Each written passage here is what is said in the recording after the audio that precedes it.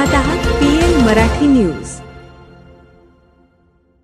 हातकणंगले महसूल विभागाच्या पथास शिवीगाळ व धमकी, डंपर मालकाविरुद्ध गुन्हा दाखल।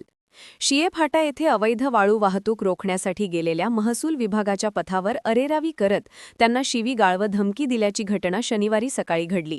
या प्रकरणी डंपर मालक रमेश सर्जेराव शिंदे राहणार शिये करवीर याच्यावर शिरोली MIDC पोलीस ठाण्यात गुन्हा दाखल करण्यात आला आहे। पोलिसातून मिळालेल्या माहितीनुसार सकाळी 10 वाजण्याच्या सुमारास हातकणंगलेचे तहसीलदार सुशील कुमार बेल्हेकर, तलाठी अमोल कोटे आणि लिपिक गजानन मेढमाळे हे शिये फाटा परिसरात अवैध वाहतूक करणाऱ्या डंपरची तपासणी करत होते। यासाठी वाळू वाहतूक करणारा डंपर समोरून जात होता। यावेळी त्यांनी डंपर क्रमांक KL 01BJ 4077 यास थांबवून त्याची चौकशी सुरू केली। डंपर चालकाने तात्काळ डंपर मालक रमेश शिंदे याला फोन करून बोलावून घेतले।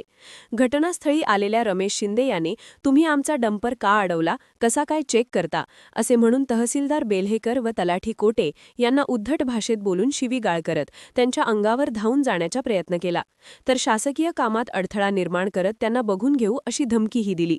या घटनेनंतर तलाठी अमोल विमलकुमार कोटे वय 44 यांनी दिलेल्या फिर्यादीवरून डंपर मालकाविरुद्ध भारतीय न्याय संहिता BNS कलम 352 आणि 351(2)(3) प्रमाणे गुन्हा नोंदवण्यात आला आहे। या प्रकरणाचा अधिक तपास सहाय्यक पोलीस निरीक्षक सुनील गायकवाड यांच्या मार्गदर्शनाखाली पोलीस हवालदार शिंदे करत आहेत।